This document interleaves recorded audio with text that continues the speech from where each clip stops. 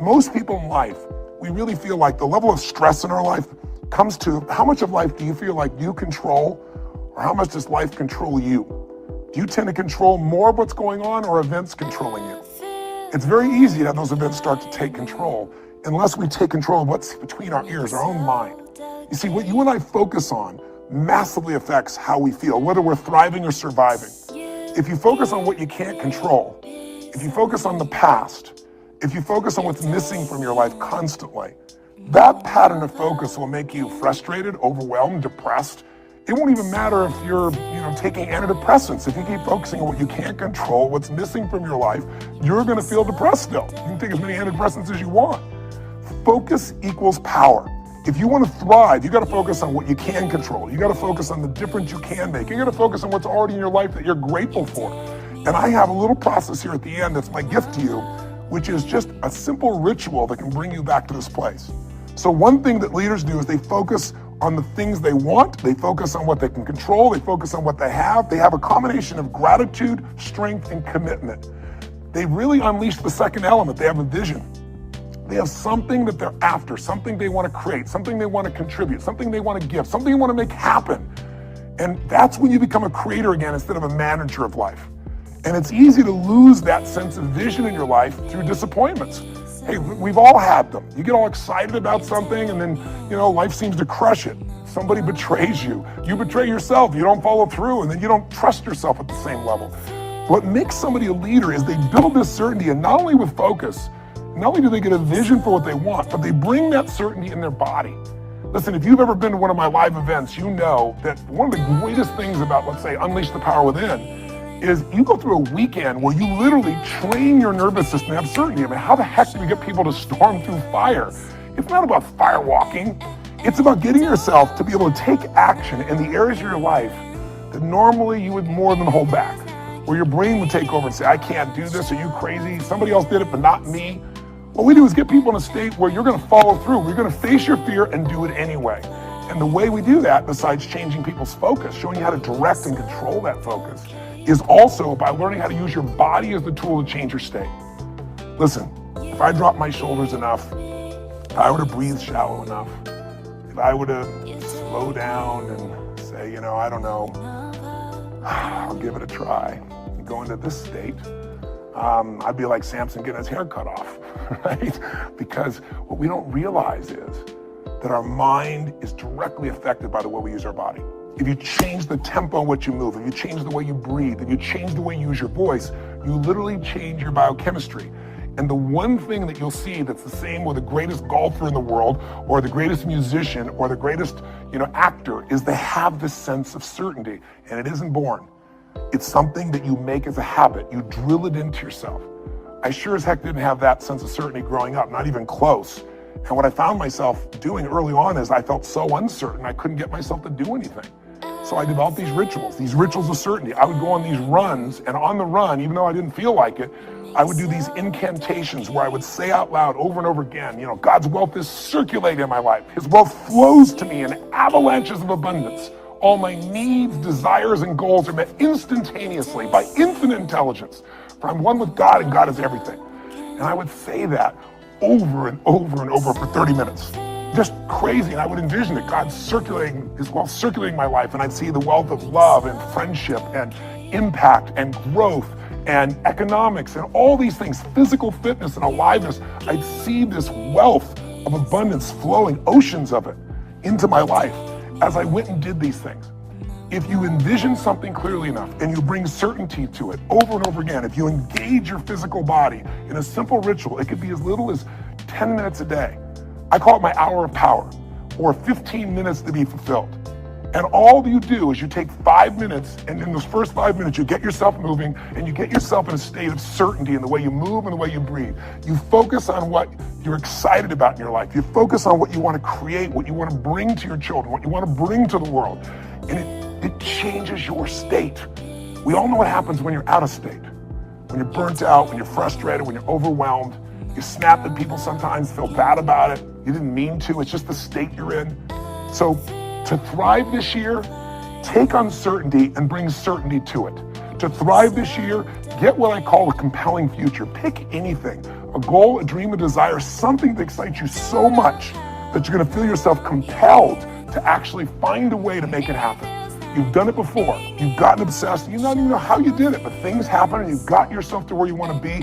Let's make that happen this year, right now. Regardless if it's later in the year or the beginning of the year you're watching this, I made this so that hopefully I'd remind you of what you know, that you're made to thrive, not survive. What's the third element that makes somebody an effective leader, makes them a thriver, even when the environment is crazy? Well, they bring certainty and uncertainty. That's leadership skill by focus and physiology, by the way they move, by the way they breathe, by what they do. They bring that certainty because there's something they want so bad that it makes them overcome the fear. They focus on what they want to create, what they want to give, not, oh my God, what if I fail? But the third thing they do is they're decisive. Listen, nothing changes your life like decision. I mean real decision though. Not where people go, well, I'll try, or I kind of decided I want to give this a shot. The word decision comes from incision in Latin, to cut off from. And when you make a decision, you cut off from any possibility except the thing you've committed to. As I always tell people, if you want to take the island, burn the boats. I mean, if you make a real decision, every bit of you is committed to something, it's amazing how life will move for the force of nature of a human being, man or woman, that says, this is how it will be. I don't know how I'm going to get it done, but I know this is what I'm going to do. I know why I'm going to do it. As Martin Luther King said, it's any man who hasn't figured out what he's willing to die for isn't fit to live. If you can find something you're so excited about, if you can find something that will drive you with that certainty, and you add to that decisiveness, you can change anything. You don't like your job, change it. Oh, but there's no jobs out there. Bull, right? Change it, start the job, change who you are in the job where you are, and enjoy yourself. Change your perception, change your appreciation, change your gratitude, change your daily rituals so you start to enjoy things. Change what you notice. Change from trying to get something to trying to give something. The whole game will change. Decisiveness is the ability to make a decision even though you're uncertain once again. What keeps people from making a decision? Fear of failure. I remember I had a chance to get to know General Norman Schwarzkopf during the time in which he was commanding our forces, an amazing man. And he would step over there in Desert Storm, as they called it in those days, and he could command a guy that was just brilliant. An officer who came out of, Harvard or background of Princeton, and he could take a kid from the inner city and just have that same command and connection with them. And I think part of what they respected about him is he respected everyone himself. He had this connection with people. But the other thing everybody respected was the man was decisive. And I asked him where he developed that decision-making capability, just the willingness to just make a decision and trust. And he said, Tony, I'll tell you where. I worked for this general when I was very young. And I was his assistant. And he said, I remember there was a research project that the Pentagon had worked on for that time. He said, if I remember right, like 5 years. And there were arguments. It was a very strategic decision for where the Defense Department was going to move towards in the future, how they were going to operate. And he said there were arguments for both sides. And for 5 years, they'd gone back and forth and nothing was resolved. And they came to the general that he was serving at that time as the assistant. And they had a meeting, and the meeting lasted 1 hour, and at the end of the hour, the general stood up and said, do that. And he picked one of the two, and he did it with absolute certainty. And in the military, you salute, and you take your orders, and you go. But Schwarzkopf said he was just curious, really curious, to know, how could he get up and make a decision like that? Because Schwarzkopf said, I was the one doing all the research, and there was loads and loads of research, and I know he hadn't read it all. And he said it bothered me that he'd just make a decision like that without knowing everything he could possibly know. And so he said, Schwarzkopf said, I finally went to him and said, sir, permission to express myself freely. He said, permission granted. He said, sir, how could you make that decision? He said, there are reams and reams and reams of information. You had a 1 hour meeting, you heard 20 minutes of discussion for both sides, and you decided the entire direction where things are going to go for the armed services, for this part of the armed services. And he said, how could you possibly do that? You don't have all the information. He said, no one does. In fact, information is important to an extent, but ultimately action is what needs to be taken, and someone needs to decide. He goes, well, how do you know you made the right decision? He said, no one has made a decision, young man, in 5 years and half a decade. What I decided will be right, because either we'll put all our resources and we'll make it right, or if it's wrong, we'll discover that quicker than sitting on the fence for another 5 years, and we'll find out it's not right and we'll change. Leadership is making decisions. If you're going to lead your own life, you got to make decisions. And what Schwarzkopf said is he realized rule number one in life is when put in charge, when put in command, take charge. Make the decision. If it's right or wrong, you're going to find out quicker than if you sit around. And the interesting thing is the more you make decisions, the better you get. What makes somebody a leader? What makes somebody a leader is they're willing to make the decision other people won't make. They want to put themselves on the line, knowing that you're going to be wrong in some of those decisions, but you're going to find out quicker and you can simply adapt and change your approach to still get where you want to go. Be decisive. Don't like your body? Change it. Don't like your relationship? Change it. Start by changing you. If you've changed you, it's still not right, then change it. But the way you make any change happen starts with a decision. All action, all results are mothered or fathered, if you would, by a decision. What's one small decision you can make right now that would take you in a direction you know you need to go? What's a big decision that might be really tough, but if you really made it, truthfully, it would take you on a new direction in your life, because whatever direction you head into will lead to an ultimate destination or destiny. When you know what's right, it's time. When you're still fearful, it's still time. You want to change your life? Decide. Decide something you're going to do. Decide something radical. Commit an act that moves you forward instead of thinking more, because we all can get caught up. I tell people, you get in your head, you're dead. The brain is a great thing to strategize with, but there's a point which you got to get back in your heart and you got to put yourself on the line and do something. So if you're going to thrive this year, bring certainty to your decision making by just putting yourself in that state and trusting. Trust your creator, not just a manager of life. What he has to do, get a vision for what you want. What else? Decide. And step 4, real quick, act. There is no such thing as a decision without action. A real decision, you cut up things off and you make it happen. You do something. And I've always found in my life, never leave the sight of making a decision to something that's important without doing something in that moment that commits you to follow through. Take some action in that moment. Because otherwise, here's what happens. You get excited or something makes sense to you, you're passionate about it, and you go, I'm going to go do this. And then you go home and you get caught up in emails and phone calls and other people needing things from you. The next thing you know, you're out of state and you don't follow through. Has it happened to you before? I can promise you if it hasn't, it will in the future. People that succeed, when an opportunity is there, they trust. They trust. If I'm going to thrive, this is here in my life for a purpose. Life isn't happening to me. Life is happening for me. And even this pain or challenge or this opportunity is something I got to find a way to make use of. I need to make a decision and I need to do something right now to move things forward in the direction of what I really want for my life. Even if I don't know the final destination, I need to move in that direction. I need to take some form of action.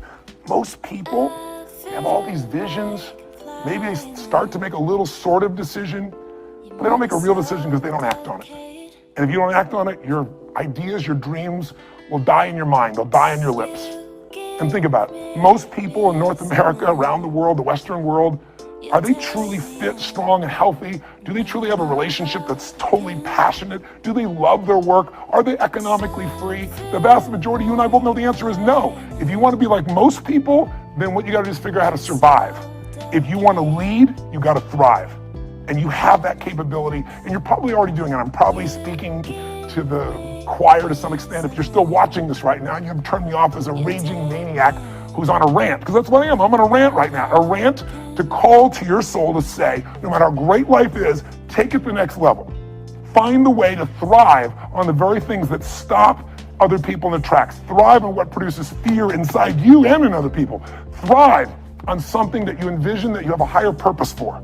Thrive by being decisive. Thrive by taking massive action.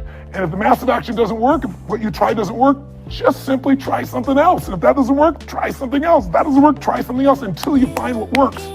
Now you can speed that up by modeling, by finding somebody who's already getting the results that you want to get in your life. Somebody who already has lost 30 pounds and kept it off. They aren't lucky, it's been 5 years. Somebody who started with nothing and now they're financially free and their family has an extraordinary quality of life. Why not figure out what they do? Somebody who truly is happy, not because everything's going their way, because they find a deeper meaning and a richness in everything around themselves, whether it be their children or nature or even problems. Because obviously, if we have no problems, we feel dead inside. Problems can either destroy you or call you to become more. If you look at the biggest challenges in your life, if you brought certainty to it, if you brought a vision beyond the problem, if you made some decision of what you're going to change, even if you didn't know how, And if you took immediate action with enough intensity, massive action, you probably found the cure-all. You probably found a way to adapt and get where you want to be. That's what thriving is really all about. But the ultimate thriving is not just breaking through and making things happen. The ultimate thriving for this year or any year of your life is to remember the secret to living is giving. It's to, as corny as that sounds, it's to connect to something bigger than yourself. And it can be done so easily. It can be done right there at home. Instead of running past your kids, looking at your phone, it's stopping connecting. It's kissing your spouse in a way where those sparks happen, like when you first met, instead of how you doing and moving on. Most of us are moving so fast, trying to manage our lives, that we're not thriving. Thriving comes with depth.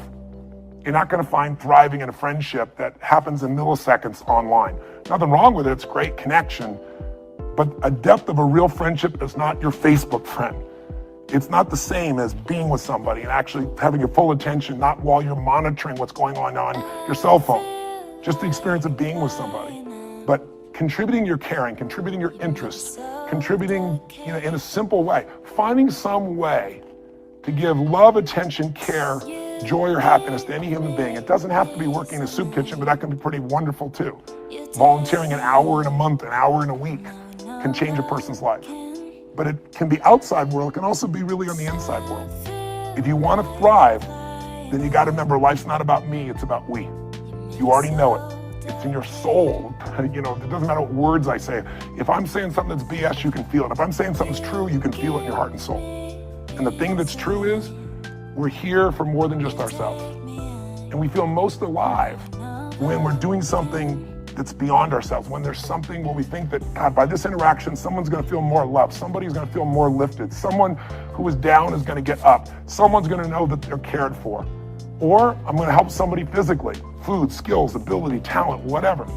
Helping a stranger or helping someone you love, help comes from a place where you're abundant, you're not scarce. So the most important time to help is when you think you need it. So next time you're really feeling down and out, maybe find somebody else who's much worse off, because there's always somebody there if you look around, and see what you can do to help them. And watch what that does to change your entire spirit, psychology, and state. You'll find yourself thriving when you step into a life of meaning beyond you. And ironically, life's about you too. And when you're in that thriving state of growing and giving, in that state of certainty, in that state of a vision of what you want with a sense of purpose, in that state of decisiveness, in that state of action, in that state of giving, God, all hell could be breaking loose and you're still gonna thrive. All hell could be breaking loose and you're having a great time.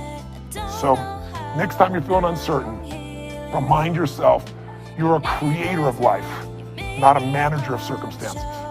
And I hope this little trigger will remind you that also what'll help you have this is not just this video that you watched here, which maybe watching it again will be helpful, maybe not, it's up to you. But if you get the heart of what I'm really sharing, it leads to the end to understanding that our lives are a reflection of our rituals. And if somebody tells me this is their dream, this is their goal, I say, that's wonderful. Tell me your plan, but more importantly, let me see your rituals. And we all have rituals, whether you know it or not. Rituals equal results. If you're overweight, it's because your rituals. Just find out what they are and change them. If your rituals are to get up every morning and go to Starbucks and have a mocha, whatever the hell it is you have, and a bunch of carbs and who else really knows what, it's not hard to figure out your blood sugar is going to be dropping and you're going to be looking for another coffee a few hours later. That doesn't create a life of energy that's on fire. That creates a place where you're riding the roller coaster of how much energy you have for now. There's an unlimited level of energy with a different ritual. When you start out your day doing what I call really my hour of power or my 15 minutes to be fulfilled. So at 3 or 4 days a week, 5 days a week, it took 5 or 10 or 15 minutes. One every now and then, you'll get so much momentum. You'll give yourself an hour for yourself, an hour to connect to what matters most, an hour to be grateful, an hour to get strong, working out, at least 15 minutes. I'm gonna tell you, it'll frame your life in a different level and you'll find yourself thriving. So take a look at what rituals you have that don't work. What might be some new rituals? Like, instead of focusing on what you don't have, being truly grateful for what you do have. Instead of focusing on what you can't control, think what you can do right now to participate in your own rescue, not waiting for someone else to do it. Rituals define us. And so my hope is maybe these 5 things to thrive can trigger you to get in a state where you create some new rituals and they will create the habits and the experiences of the life that you desire and that you deserve. So that's my rant. I hope it touched you. If it didn't, I apologize because my intent is pure. Blessings to you, and I hope I have a chance to serve and see you soon, maybe at an event or somewhere else in the world. And live strong and live with passion.